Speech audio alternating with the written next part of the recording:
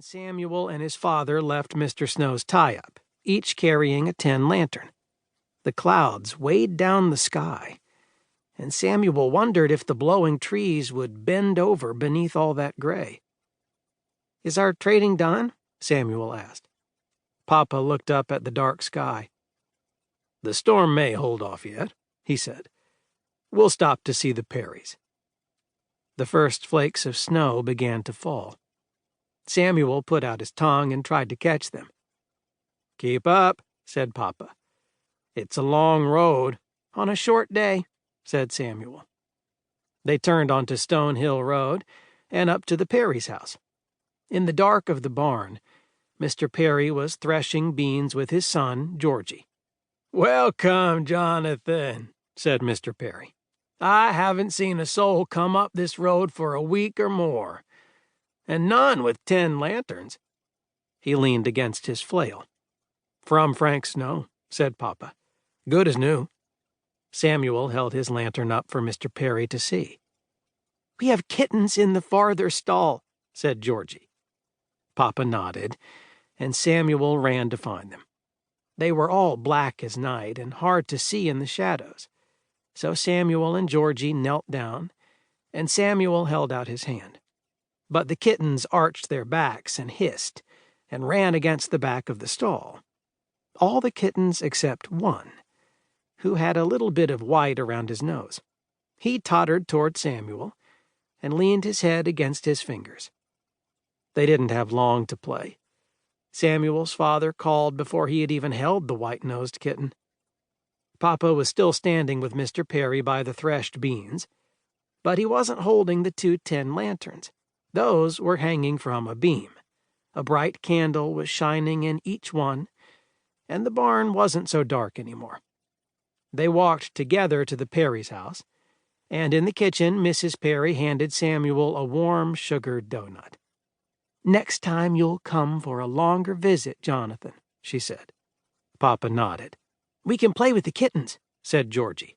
"Maybe by then they'll be old enough to leave their mother, and you can take one home."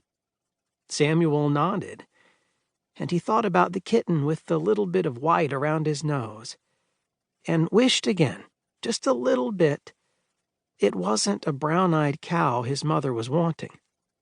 Then Mr. Perry handed Samuel's father a large blue book. "I hope you enjoy poetry," he said to Samuel. Papa put the book under his coat. Samuel, who did not want to lie, stayed as quiet as the white-nosed kitten.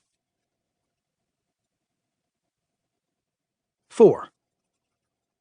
Samuel and his father waved goodbye to the Perrys, and when they reached Stonehill Road, Samuel asked, "Did you make a good trade for Mr. Snow's lanterns?"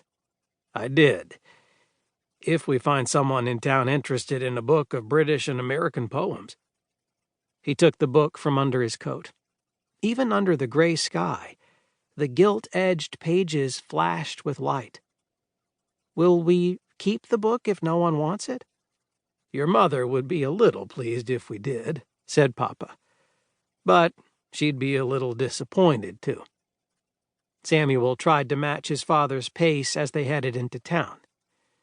More than a few snowflakes fell onto Samuel's nose and eyelashes, and he brushed them off with his wool mittens until the mittens started to get wet.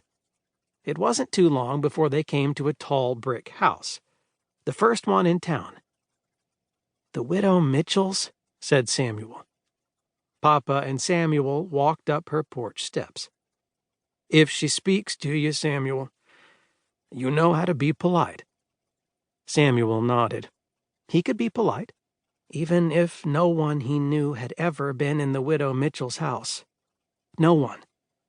He wondered if Georgie Perry would even believe him. The Widow Mitchell answered the door when Samuel's father knocked. Her white hair was drawn into a tight bun at the back of her head, so tight it made her eyes look angry. Her dress was black, and a high collar cramped right up to her chin. She carried a black walking stick. "What's all this?" she asked. "You might remember me, Mrs. Mitchell. Jonathan Hallett. I repaired your fence last spring." "I don't remember you."